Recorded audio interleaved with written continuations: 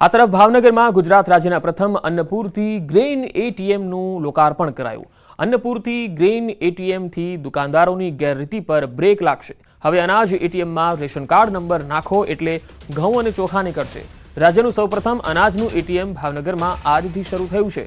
આ લોકાર્પણ મંત્રી નીમુબેન બામણિયાના હસ્તે કરાયું। માત્ર 40 સેકન્ડમાં 25 કિલોગ્રામ અનાજનું વિતરણ 100% ચોકસાઈથી મળી રહેશે।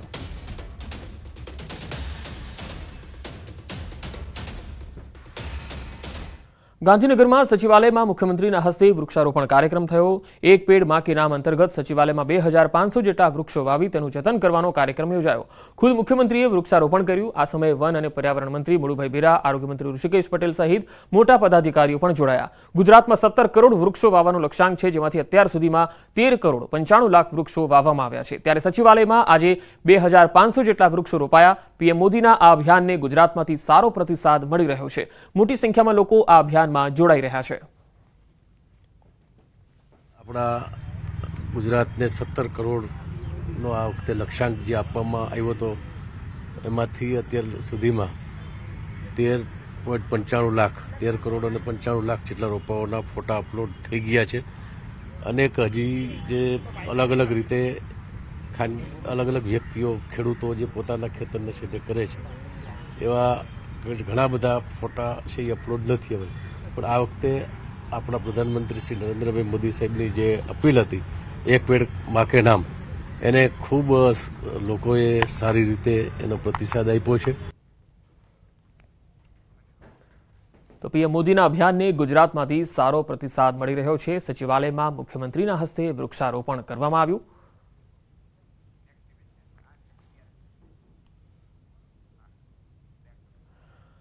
ગાંધીનગરમાં પીએમ મોદીના જન્મદિવસ પર ગુજરાત ભાજપે પત્રકાર પરિષદ યોજી। પીએમ મોદીના જન્મદિવસ પર સેવા પખવાડિયા અને 100 દિવસના કાર્યોની વિગતો જાહેર કરાઈ, જેમાં આજથી 2 ઓક્ટોબર સુધી એક પેડ માં કે નામ અભિયાન હેઠળ વૃક્ષો વાવેતર કરી ઉછેરવાનો સંકલ્પ લેવાશે।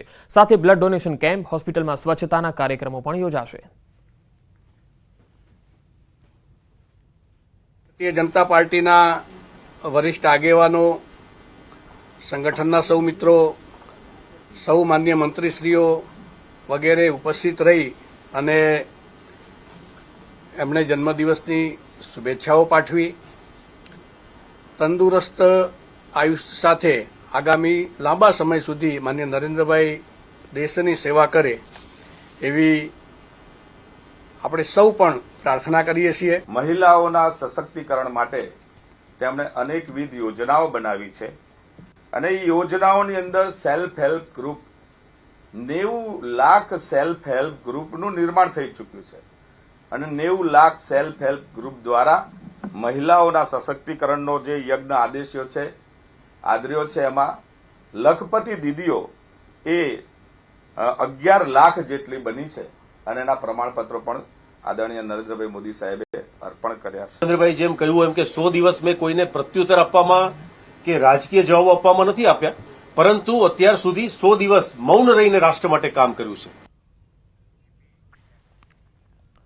સુરતમાં ભાવભેર ગણેશ વિસર્જન થયું। નાની મૂર્તિ કૃત્રિમ તળાવમાં, જ્યારે મોટી મૂર્તિ દરિયામાં વિસર્જિત કરાઈ। ચુસ્ત પોલીસ બંદોબસ્ત વચ્ચે વિસર્જન યોજાયું હતું। ભક્તો ભારે હૈયે વિસર્જનમાં જોડાયા। હજીરા ખાતે 10 ફૂટ કરતા ઉપરની પ્રતિમાનું અહીંયા વિસર્જન થઈ રહ્યું છે, તો 15 ક્રેનો દ્વારા મૂર્તિઓનું ઝડપભેર દરિયામાં વિસર્જન કરવામાં આવી રહ્યું છે।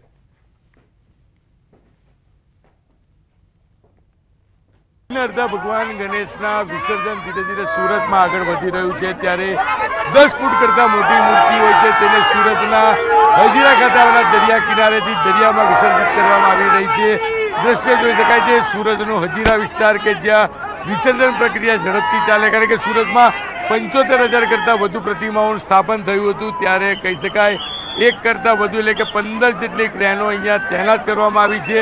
ક્રેનની મદદથી તમામ મૂર્તિઓને દરિયામાં વિસર્જન કરવામાં આવી રહ્યું છે। દ્રશ્ય સીધા જોઈ શકો છો મારી પાછળ કે ક્રેન દ્વારા મૂર્તિઓ છે જે 5 ફૂટ કરતા મોટી એટલે કે 10 ફૂટ ઉપરની તમામ મૂર્તિઓને અહીંયા દરિયામાં લઈ જઈ વિસર્જન કરવામાં આવી રહ્યું છે। દ્રશ્ય સીધા જોઈ શકાય છે સુરતનો હજીરાનો આ દરિયા કિનારો છે, જ્યાં 1 2 નહીં પણ 15 કરતા વધુ ક્રેનો મૂકવામાં આવી છે। તમામ ક્રેનો દ્વારા એક પછી એક મૂર્તિઓને વિસર્જિત કરવામાં આવી રહી છે, કારણ કે સુરતમાં ફેરી 75,000 કરતા વધુ જ્યારે પ્રતિમાનું સ્થાપન થયું છે ત્યારે કૃત્રિમ તળાવોની સંખ્યા 21 છે અને 16 અલગ અલગ ઓવારા છે. હજીરાનો દરિયો સૌથી મોટો કહી શકાય, ઊંડો કહી શકાય, એટલે કે અહીંયા ક્રાંતિની મદદથી તમામ મોટી મૂર્તિઓનું વિસર્જન કરવામાં આવી રહ્યું છે. યુવાનો છે સવારથી લાગેલા છે, મોડી રાત સુધી કહી શકાય. આ યુવાનો આ જ પ્રકારે કામ કરતા જોવા મળશે અને જે પ્રકારે કહી શકાય બિલકુલ દ્રશ્ય કહી શકાય કે એક પછી એક મૂર્તિઓનું દરિયામાં વિસર્જન કરવામાં આવી રહ્યું છે, ત્યારે ચોક્કસ એક જ અવાજ સંભળાય છે, ગણપતિ બાપ્પા મોરયા, ગણપતિ બાપ્પા મોરયા. કોઈની લાગણી ના દુભાય તે વસ્તુનું ખાસ ધ્યાન રાખવામાં આવી રહ્યું છે અને સતત મૂર્તિઓનું વિસર્જન ચાલી રહ્યું છે. અત્યાર સુધીમાં કહી શકાય સુરતમાં 15 થી 17,000 કરતાં વધુ મૂર્તિઓનું વિસર્જન થઈ ચૂક્યું છે, ત્યારે મોડી સાંજ સુધીમાં 75,000 જે મૂર્તિઓ છે તેનું વિસર્જન પૂર્ણ થાય તે પ્રકારનો વ્યવસ્થા તંત્ર દ્વારા કરવામાં આવી છે. યુવાનો સતત સવારથી લાગેલા છે અને યુવાનો દ્વારા જે પ્રકારે દરિયામાં વિસર્જિત થાય તે રીતે લાગણી ના દુભાય તે તમામ વસ્તુનું ધ્યાન રાખવામાં આવી રહ્યું છે, ત્યારે 10 ફૂટ કરતાં ઉપરની તમામ મૂર્તિઓ દરિયામાં વિસર્જન થાય ત્યાં માટે 10 ક્રેનો સતત કાર્યરત છે અને મૂર્તિ આવતાની સાથે તેનું વિસર્જન ઝડપભેર થાય. મોડી સાંજ સુધીમાં વિસર્જન. અને હવે વાત પ્રધાનમંત્રી મોદીના જન્મદિવસની.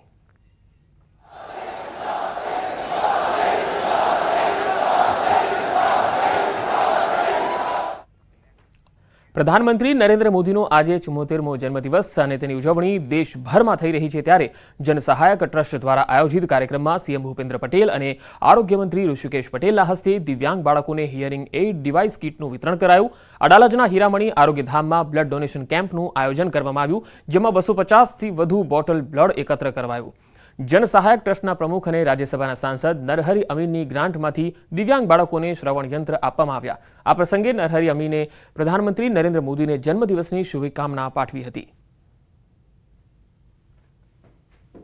આજે નરેન્દ્રભાઈ મોદીના વર્ષગાંઠ નિમિત્તે રાજ્યસભાના સદસ્ય તરીકે અમને જે ગ્રાન્ટ મળે છે એ ગ્રાન્ટમાં 30 લાખ રૂપિયા જેટલી માતબર રકમ જે બાળકો કાનથી સાંભળી શકતા નથી, કુદરતે જેમને ન્યાય કર્યો છે એવા બાળકોને હિયરિંગ કિટ એટલે શ્રવણ યંત્ર આપવાનો નિર્ણય કરવામાં આવ્યો છે.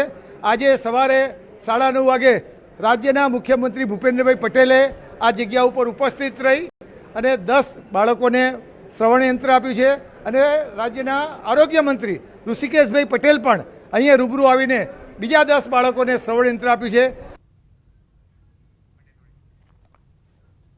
તો અમદાવાદમાં પ્રધાનમંત્રી નરેન્દ્ર મોદીનો જ્યારે જન્મદિવસ છે ત્યારે નરહરી અમીન અને તેમના ટ્રસ્ટ દ્વારા જનસહાયક ટ્રસ્ટ દ્વારા વિવિધ સેવાકીય કાર્યક્રમોનું આયોજન કરવામાં આવ્યું, જેમાં બ્લડ ડોનેશનનો કેમ્પ પણ રાખવામાં આવ્યો, તો દિવ્યાંગ બાળકોને હિયરિંગ એઇડ ડિવાઇસ કીટને વિતરણ પણ કરવામાં આવ્યું હતું. સીએમ ભૂપેન્દ્ર પટેલે કીટનું વિતરણ કર્યું હતું.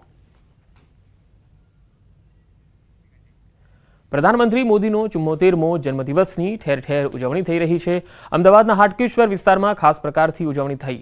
74 કિલો કેક અને 74 કિલો લાડુ અને 74 કિલો ચવાણું બનાવી વિતરણ કરવામાં આવ્યું. લોકોએ પીએમના લાંબા આયુષ્યની પ્રાર્થના કરી.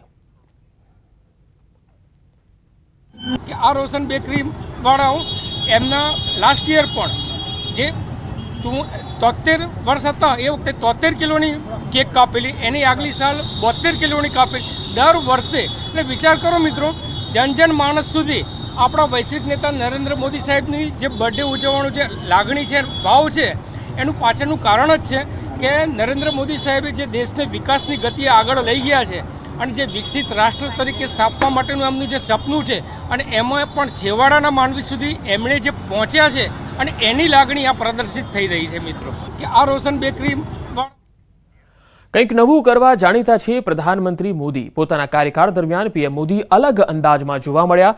દરિયામાં ડૂબકી લગાવતા હોય કે કોઈને વધાવતા હોય, પીએમ મોદીએ કાયમ અનોખું જ કર્યું છે.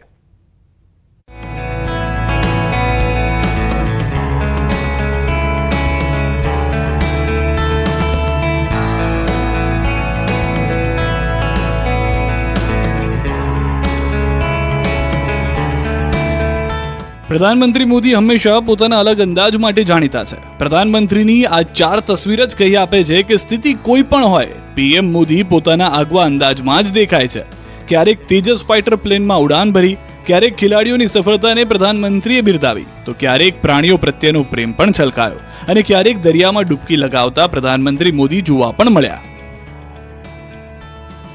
સફળતા કોઈને પણ મળે, પછી એક ખેલાડી પણ કેમ ના હોય. પીએમ મોદી હંમેશા તેઓને પ્રોત્સાહિત કરવાનું ચૂકતા નથી.